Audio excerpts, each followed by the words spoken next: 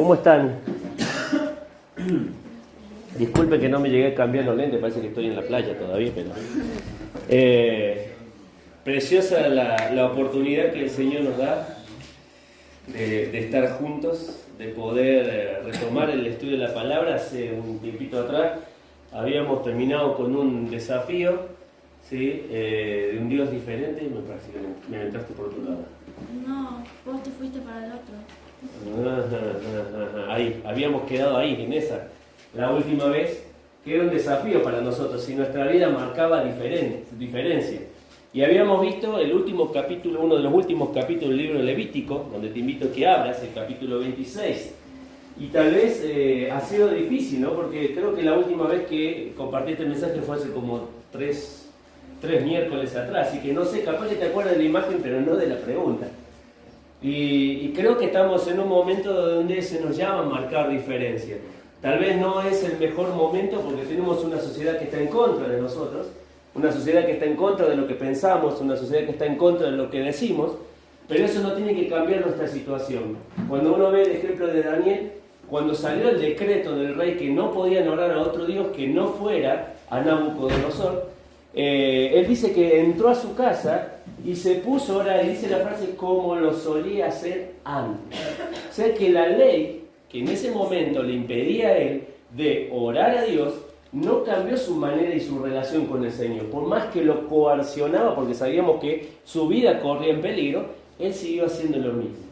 Y a nosotros, a pesar de que muchas veces hay cosas que están en contra de lo que pensamos, de lo que decimos, y de muchas veces de las cosas que hacemos, no tiene que coaccionar nuestra vida para que nosotros no marquemos la diferencia. El mundo está esperando ver la diferencia. El mundo no está esperando que nosotros seamos religiosos, sino que nosotros podamos marcar la diferencia en las cosas que nosotros decimos. Y habíamos visto un montón de cosas la otra vez, que cómo era marcar la diferencia a través de lo que pensamos, de lo que decimos. Pero habíamos visto en el mismo capítulo 26, te invito a que abras tu Biblia, del libro de Levítico, habíamos visto solamente el versículo 1 al 13, y hoy nos corresponde leer, pero no lo vamos a leer todo, y sinceramente yo me olvidé de pedirles en esta semana que leyeran anticipadamente del versículo 14 al versículo 46, porque no sé si tu Biblia tiene, la mía sí tiene, que dice las consecuencias de la desobediencia. Y así como habíamos visto la otra vez que Dios nos desafiaba a ser diferente, la segunda parte de este capítulo habla de un Dios que corrige, un Dios de corrección. Y vamos a encontrar que Dios dice que traería la corrección hacia su pueblo si el pueblo no escuchaba la voz de Dios. ¿Cuándo fue la última vez, o si te acordás cuando estaba en tu casa, que en algún momento tus padres te disciplinaron por algo? Hacer memoria, ¿sí? Seguramente que en algún momento alguno hizo algo más terrible que otros. Yo me acuerdo que de los tres hermanos, el que más ligaba era el del medio, mi hermano Enrique, ¿sí? No sé por qué el del medio siempre el que más liga, pero era el que más ligaba. Y me acuerdo de las veces que mi papá le decía, mi hermano era muy futbolero, ¿sí? Le encantaba jugar al fútbol. Entonces vieron que las casas no son en Córdoba como acá Dos Aguas, sino son de techo plano. Entonces una de las cosas que le gustaba hacer a mi hermano, no lo haga, abuelo, ¿no? Cuando lo mandaban a dormir a la tarde, se despertaba de la siesta, se iba por el patio, subía de la medianera, subía al techo, salía por la medianera de afuera y se iba por la esquina. Entonces cuando nos levantábamos de la siesta, mi hermano no estaba, no se lo había llevado a salir. El piola se había ido a jugar al fútbol calladito la boca, y bueno, y en aquellos momentos eran distintas las situaciones en relación padre-hijo. Mis padres iban a la esquina y de allá venían con mi hermano a los saltos, ¿sí? Pero había una corrección porque había transgredido alguna cosa que en casa teníamos como reglamento, ¿no? Y Dios también tiene, y dice el versículo ahí, una de las frases que más se repite, ¿no? Es esta andar en oposición. Dice el versículo 16, leamos los primeros versículos ahí, el versículo 16, versículo 18, versículo 21, 23 y 27 de Levíticos, el último capítulo de Levítico. Se me cerró la Biblia acá.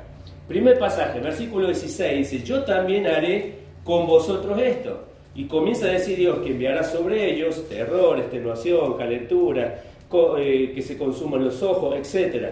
Versículo 18, y si aún con estas cosas no me oyeres, yo volveré a castigaros 7 veces más que por vuestros pecados. Dice el versículo 21, y si anduvieres conmigo, y ahí está la frase, en oposición. y no me quisieres oír, yo añadiré sobre vosotros 7 veces más plagas según vuestros pecados. Versículo 23. Y si con estas cosas no fueres corregidos, sino que anduvieres conmigo, vuelve a decir de nuevo, en oposición, yo también procederé en contra de vosotros y os heriré aún 7 veces más. Y sigue diciendo cosas que iba a hacer Dios en contra de ellos. Y versículo 27. Y si aún con esto no me oyeres, sino que procedieres conmigo en oposición. Y lo dice en 5 oportunidades, andar en oposición. Y lo dice en 5 oportunidades, yo voy a hacer esto. Pero si no me escuchas, voy a seguir haciendo esto. Y si no me escuchas, voy a seguir haciendo esto. Y este pasaje que estamos teniendo acá en Levítico 26 es paralelo con Deuteronomio. Y en Deuteronomio utiliza 7, 1, 2, 3, si no me acuerdo más, 7 veces utiliza la misma advertencia diciéndole al pueblo de Israel, si no me oyeren yo haré esto. Miren que cuando nosotros queremos que nuestros hijos escuchen o cambien una actitud, buscamos distintas estrategias, ¿sí? Y en algún momento puede ser, te saco de la televisión. En otro momento te saco de las cosas que te gustan. Y sigue con la misma actitud. Y decir, bueno, no te saco la televisión, no te saco las cosas que te gustan, te empiezo a dejar sin otras cosas. Y buscamos la manera de, como diciendo, subir un poquito más la disciplina para que mi hijo, o la familia, o mis hijos en particularmente, puedan entender que lo que están haciendo es mal. Eso es lo que está diciendo Dios acá. Las 5 veces que está hablando en el capítulo 26, está diciendo, yo voy a tocar tu familia, no lo vamos a leer todo, pero dice, yo voy a tocar tu familia, voy a tocar tus cosechas, voy a tocar tu economía, voy a tocar tu salud, voy a tocar, y sigue diciendo, voy a tocar, voy a traer enemigos, dice, ¿sí? Enemigos que tengas, que te rodean, que te hagan la vida difícil, voy a tocar a tus hijos, dice, voy a tocar todas las cosas que vos tenés, todo Dios iba haciendo de a poquito en poquito para que el pueblo entendiera que no debía andar en oposición, sino que debía andar en relación con el Señor. Dice una frase que encontré, el que acepta corrección tendrá una larga vida, pero quien no oye consejos no llegará lejos. Quien acepta corrección, dice, tendrá una larga vida, pero quien no oye consejos no llegará lejos. Y tenemos que enfocarnos en algo. Hay un propósito para la corrección. Hay un propósito por la cual Dios estaba tratando de tocar al pueblo de Israel más de 5 oportunidades en este capítulo, o podemos tomar el capítulo 28 del libro de Deuteronomio y encontrar que había 7 cosas que Dios quería hacer con su pueblo. Pero uno de los propósitos importantes es que debían confesar su pecado. Versículo 40 del capítulo 26 dice, todo esto que Dios estaba haciendo en sus vidas, dice, confesarán su iniquidad y la iniquidad de sus padres por su prevaricación con que prevaricaron contra mí, y también porque anduvieron conmigo en, ¿cómo dice? Otra vez vuelve a decir en oposición.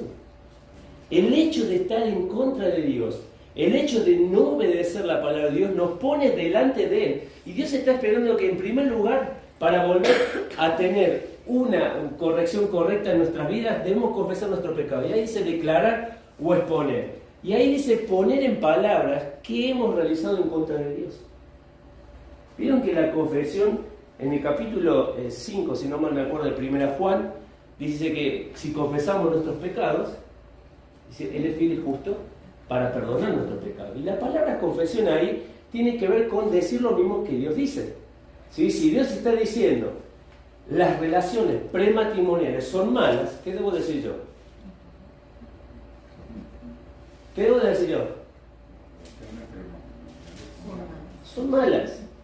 Si Dios me está diciendo corrige a tu hijo, ¿qué tengo que decir yo? No es que somos un loro que repetimos cosas, sino que Dios está marcando nuestra vida para que entendamos que lo que Él nos está proponiendo es mucho mejor que nuestra propia vida y de nuestro propio pasado donde Él nos ha sacado. Cuando el pueblo de Israel llegó hasta el monte Sinaí, ¿qué hizo Dios? Le dio los mandamientos. Los había sacado de Egipto y tenía que cambiar su antigua vida para darle una nueva vida. ¿Y cómo le iba a dar una nueva vida? A través de las leyes de Dios, a través de la palabra de Dios, a través de los mandatos de Dios. Y acá, cuando habla de confesar, quiere decir las mismas cosas que Dios dice. Si Dios me está marcando algo y me está marcando que debo cambiar, y justamente me lo expresa a través de la palabra, a través de las circunstancias, a través de un hermano que se acerca con un consejo de la palabra del Señor, buscando que yo pueda entender esto, debo reconocer que estoy en pecado. Debo reconocer que lo que Dios me está diciendo lo debo cambiar en mi vida. Tomando la actitud, tal vez que no lo puse acá, la actitud de David. David fue confrontado por el profeta y cuando termina la historia diciéndole, el hombre que ha matado la corderita de su vecino, ese hombre dice, ¿eres tú? David no atina a decir, yo no fui. O a mí me obligaron a que hiciera eso. Él termina diciendo, yo he pecado contra Dios. Yo he pecado contra Dios. Entonces Dios, cuando nos pide que nosotros confesemos nuestro pecado, es para que nosotros escuchemos que lo que estamos diciendo con nuestra boca es lo mismo que Dios está esperando que nosotros digamos. Pero la confesión va agarrado de la mano con alejarse del pecado. Proverbios capítulo 28 y versículo 13. Te invito a que me acompañes. Eso es un pasaje que siempre uno utiliza a la hora de sentarse y aconsejar a una persona, no con un garrote, sino justamente para que pueda entender lo que tiene que hacer. Y dice el capítulo 28 y versículo 13, pasaje muy conocido. El que encubre sus pecados no prosperará, más el que los confiesa, ahí está la palabra, el que los confiesa y se aparta. O sea, la confesión va tomado de la mano del alejarse del pecado. Sí, siempre pongo la historia de la mujer ramera. Cuando todos quisieron ir a apedrearla y estaban todos ahí a punto de largar la piedra y el Señor Jesús estaba escribiendo en el piso y dijo el Señor Jesús, bueno, el que esté libre de pecado que largue la primera piedra. Entonces nadie largó la primera piedra y cada uno empezó a dejar su piedra y se fue. Cuando se quedan solos, Dios le dice a la mujer, ¿y los que te condenaron dónde están? Y termina diciendo, ninguno me condenó, ninguno está acá. Bueno, ni yo te condeno. Pero, le dice, vete y no peques más. Vete y no peques más. O sea, Dios le estaba diciendo, ahora que yo te he perdonado, ahora que entendiste que lo que estás haciendo está mal, y vos misma te estás dando cuenta de esta situación, no lo hagas más. No lo hagas más. Vete y no peques más. Por eso, el primer propósito es confesar el pecado. Y si Dios está haciendo cosas en nuestra vida, tocando nuestra economía, la economía es la primera que toca, Señor. Fíjate cuando vos vas al libro del profeta Ageo, una de las cosas que dice el Señor ahí, que cada uno corría por lo suyo, pero dice, trabajan y el jornal se les va como si fuera por el saco roto, o sea, que entra al bolsillo y se va la plata, no rinde la plata. Y dice, se dan cuenta que no hay cosecha, no hay abundancia, el sol, la lluvia, no está dando sobre la tierra, no crecen los frutos, no hay nada, no se dan cuenta ese Dios que yo estoy contra vosotros. Y eso es lo que nosotros muchas veces no entendemos. Cómo el Señor a veces nos cierra puertas y nos mantiene bajo ciertas circunstancias para que nos demos cuenta que a veces estamos en oposición y no a favor del Señor. Primer propósito, entonces, la confesión del pecado. Segundo propósito, versículo 41. Volvamos al Levítico capítulo 26 y versículo 41. Vamos a leer el 40 para poder entenderlo. Dice, confesarán su iniquidad, la iniquidad de sus padres, por su prevaricación con que prevaricaron contra mí, y también porque anduvieron conmigo en oposición. Versículo 41. Yo también, dice, habré andado en contra de ellos, y los habré hecho entrar en la tierra de sus enemigos. Y entonces se humillará su corazón incircunciso y reconocerán su pecado. La confesión es el primer objetivo del Señor cuando habla de justamente corregir nuestra vida. Pero también agrega en este lugar que Dios quiere humillar nuestro corazón. Y dice ahí la palabra humillar, doblegar las rodillas, someterse. Y hay un pasaje en 2 de Crónicas 7:14 que dice, si se humillare mi pueblo, sobre el cual mi nombre es invocado, y oraren, y buscaren mi rostro, y se convirtieren de sus malos caminos, entonces yo oiré de los cielos, y perdonaré sus pecados, y sanaré su tierra. ¿Por qué Dios está esperando humillar nuestras vidas? El punto final del pueblo de Israel es que Dios hizo un montón de cosas para que entendiera que lo estaba corrigiendo. pero llegaron a entender que realmente Dios estaba disgustado cuando el pueblo fue como cautivo a la tierra que no quería. En ese lugar aprendieron que Dios estaba queriendo que se humillara a su pueblo. La humillación para nosotros en la época actual es tratar a una persona, degradarla moralmente, físicamente, verbalmente. Es lo que nosotros vivimos, pero el concepto acá tiene que ver con doblegar el corazón y la vida.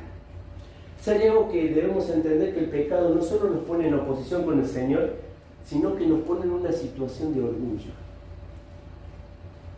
Nos pone en una situación de orgullo, de creer que somos igual a quién, a Dios.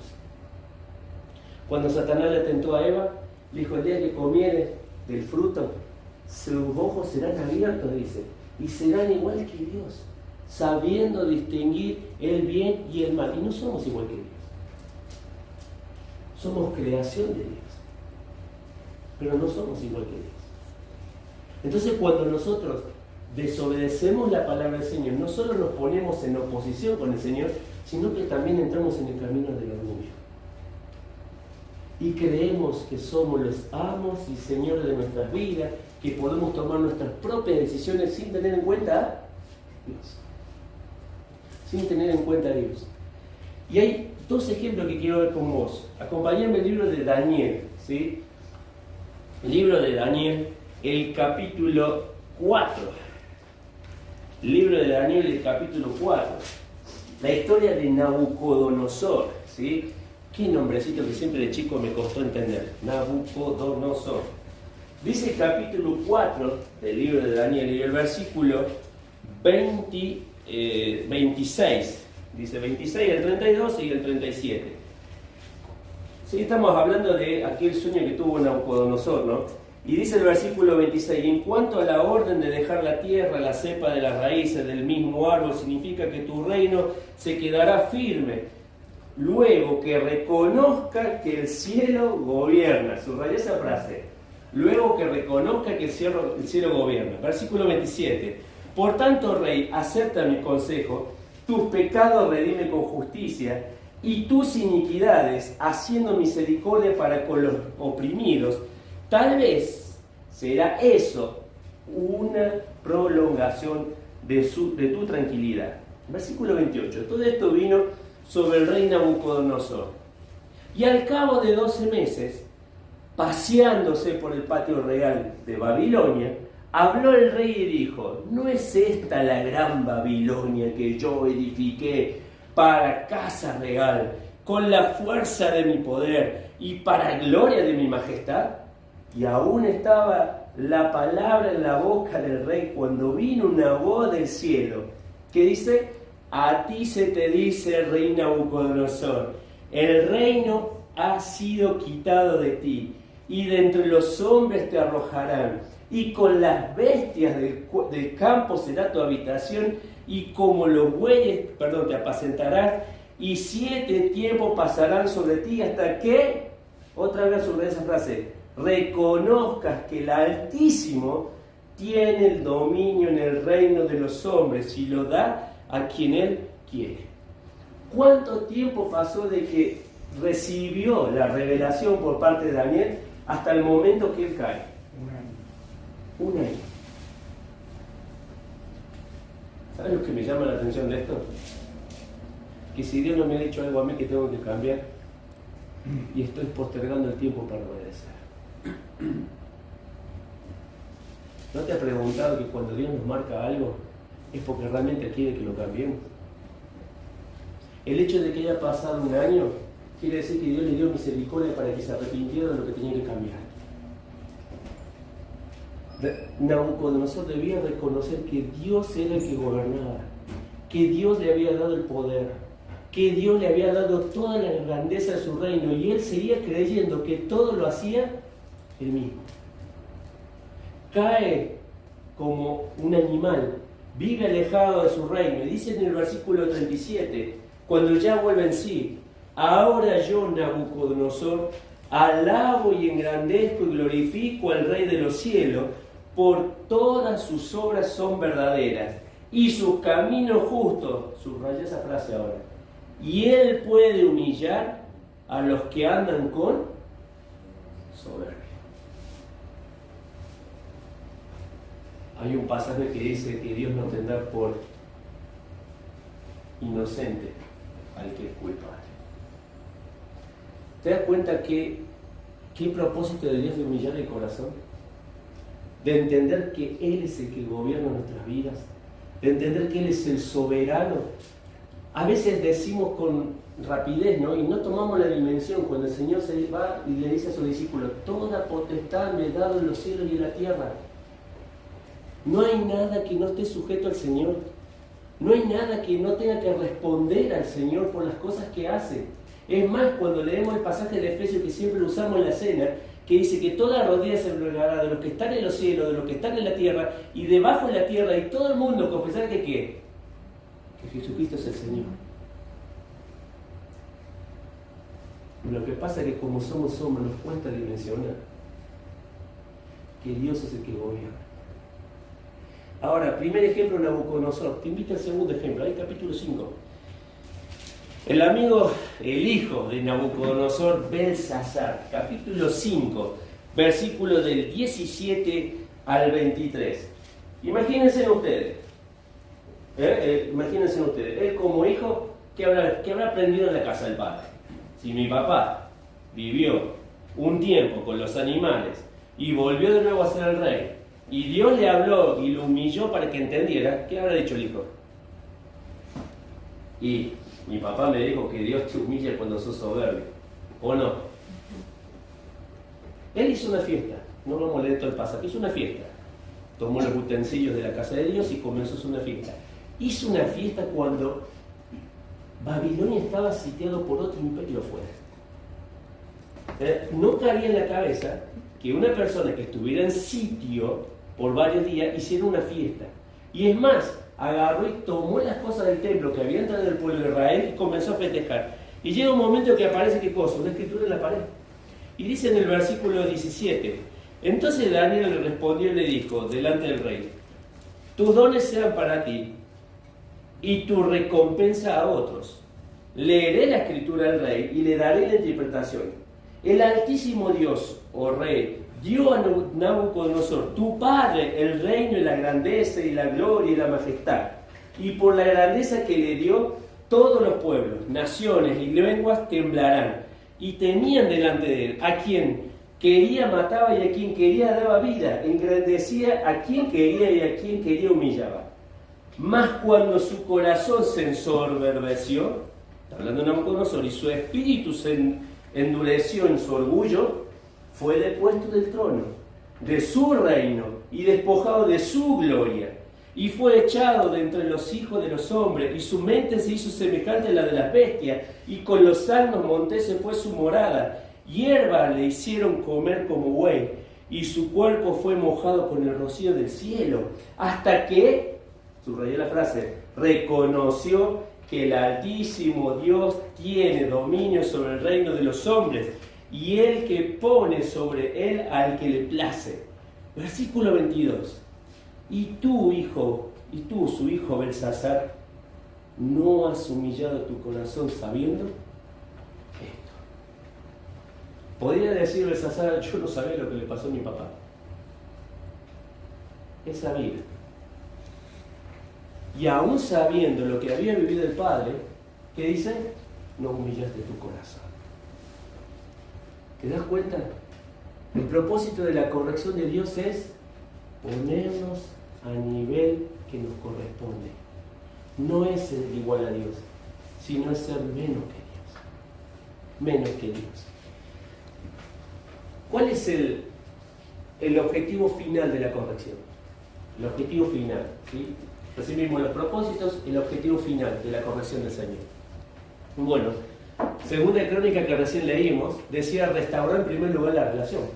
¿Vieron cuando termina diciendo, y yo sanaré su tierra? Sanaré, Rafa, tiene este sentido de remendar, de restaurar, de arreglar.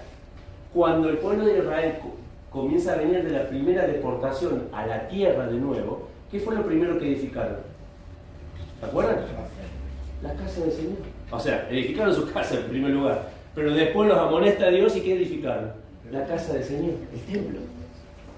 Y lo primero que Dios quiere hacer cuando corrige nuestra vida es que arreglemos nuestra relación con Él. Es que podamos volver a tener esa relación de cercanía. ¿A través de qué? De que reconozcamos que nos equivocamos. Es volver a tener ese tipo de relación. Y puse ahí la mano en el alfarero porque si hay algo que entendemos por lo que dice la palabra, es que cada uno de nosotros somos como el barro en la mano del alfarero. Y Él va moldeando nuestras vidas. Y va haciendo la vasija que Él quiere hacer para la gloria de su nombre. Y a veces dice que mientras está trabajando el alfarero, la misma masa se degrada o hace otra cosa y no sale como está esperando que el alfarero salga. Y tiene que volver a empezar de cero y desarmar todo para volver a darle la forma y poder decir, ahora se la vamos a hacer otra vez.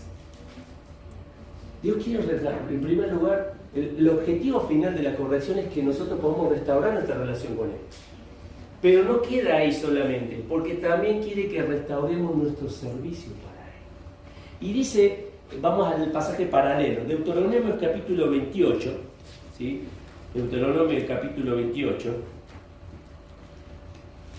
otra palabra que me costó decir cuando era chico, terminaba diciendo Deuteronomio capítulo 28 y versículo 47 al 48. Y dice así, por cuanto... El mismo mensaje que encontramos en Levíticos 26 es el mismo acá en el capítulo 28. No lo vamos a leer porque es larguísimo, tiene 68 versículos, pero el 47 y el 48 dice así: por cuanto no serviste a Jehová tu Dios con alegría y con gozo de corazón por la abundancia de todas las cosas. Versículo 48, servirás por tanto a tus enemigos que enviare Jehová contra ti con hambre y con sed, con desnudez, con falta de todas las cosas, y Él pondrá yugo de hierro sobre tu cuello hasta destruirte. Sigue diciendo un montón de cosas que Dios va a traer en la vida de las personas. Primero lo que quiere Dios no solo restaurar nuestra relación, sino nuestro servicio.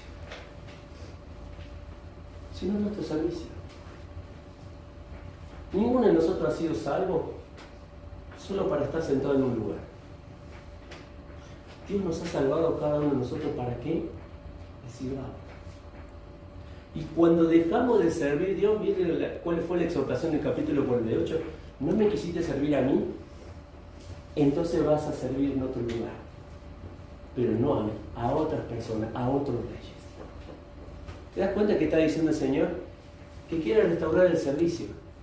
O servimos al Señor o serviremos a otros.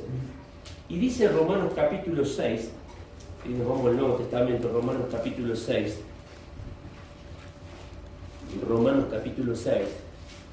versículo del 16 al 19.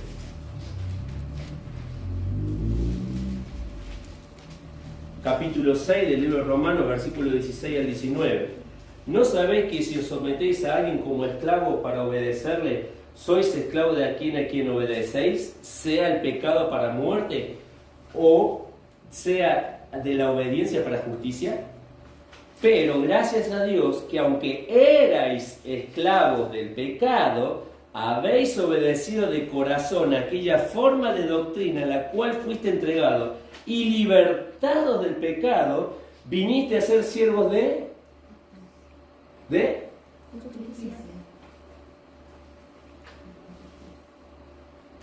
Por eso dice, hablo como humano, por vuestra humana debilidad, que así como para iniquidad presentaste vuestros miembros para servir a la inmundicia y a la iniquidad, así ahora, para santificación, presentad vuestros miembros para servir a la justicia. Qué precioso que es el Señor. Porque no solo restaura una relación de persona a persona, sino que vuelve a decirte, ahora me servís a mí. Ahora yo soy tu Señor. Ahora yo soy tu devoción. Ahora yo soy tu todo. No sé si llegaron a entender entre líneas, pero con Dios tenemos todo. Y sin Dios no tenemos nada. o lo servimos a Él, o nos terminaremos sirviendo a nosotros mismos o a otros dioses. Y hay un pasaje que con esto quiero terminar, en Proverbios capítulo 3, versículos 11 y 12, que dice: no menosprecies, hijo mío, el castigo de Jehová, ni te fatigues de su corrección, porque Jehová al que ama castiga, como el padre al hijo a quien ama o a quien quiere. El hecho de que el Señor nos corrija no significa que sea un Dios tirano. Al contrario, nos hace ver cuánto amor nos tiene para seguir trabajando en nuestras vidas. Así como nosotros corregimos a nuestros hijos, no lo hacemos porque somos el tirano de la casa, sino corregimos a nuestros hijos porque queremos ver que crezcan con bien, que crezcan con todas las cosas que necesitan. Hay una frase que yo no hice hincapié, pero se me viene a la mente en el capítulo 28 del libro de Deuteronomio, que dice en el versículo 47, cuando le digo: no me serví, dice, por cuanto no serviste a Jehová tu Dios con alegría y con gozo de corazón. Pero escuché lo que dice ahora: por la abundancia de todas las cosas. Puede decir, a mí no me sobra tanto, En este tiempo en la Argentina uno puede decir, no me sobra tanto, vivo con lo justo, me alcanza lo justo, estiro cosas, vuelvo a comer lo mismo toda la semana, arroz, fideo. Bueno, no se preocupen, yo cuando era chico siempre era guiso, o pan con aceite y sal, eso es rico, y no alcanza, ¿no? Pero dice Dios que hay abundancia. ¿Qué quiere decir el Señor? Que Dios no te va a hacer que lo sirvas a Él de la peor manera. Él corre con todos los gastos. Ha puesto el Espíritu Santo en tu vida. Ha puesto el consejo de tu palabra. Te ha puesto en una iglesia. Te ha sentado en lugares celestiales con Cristo para bendición, dice Efesios capítulo 1 y 2. Nos ha bendecido con la salvación. La pregunta es, ¿qué más necesitamos? ¿Qué más necesitamos para seguir al Señor? Si no es doblegar nuestros corazones y reconocer que Él es el Señor para la gloria de Dios Padre. Te invito a que realmente puedas pensar en este Dios de corrección, no como un Dios tirano, sino como un Padre que te ama y ya sabes cómo te ama, de la manera que entregó su Hijo en la cruz por vos y por mí. Vamos a terminar orando en esta noche. Padre, te damos gracias porque podemos confiar que no nos vas a dejar sin corrección, Señor. La clara evidencia de que somos tus hijos es que tú trabajas en nuestra vida, que tú corriges nuestras vidas, que tú, Señor, nos muestras el camino, nos cierras puertas, pero todo por amor a nosotros. Por eso decía el salmista, tu vara y tu callado, Señor, me infundirán aliento. Qué mayor motivación de saber que tú nos amas de tal manera que no quieres que sigamos por un camino en el cual no seamos útiles para ti. Bendice nuestros corazones, Señor. Ayúdanos a no andar en oposición. Ayúdanos a entender que tú quieres relacionarte con nosotros, pero también nos quieres dar un sentido en nuestras vidas, el de que te sirvamos. Ayúdanos a entenderlo, Señor. Que no nos pongamos, Señor, a la altura de Dios de los cielos, sino que reconozcamos que así como gobiernan los cielos, gobiernan la tierra y en especial nuestra vida. Bendice este tiempo, Señor, que tu palabra dé fruto para la gloria de tu nombre. Oramos en el nombre de Cristo Jesús. Amén.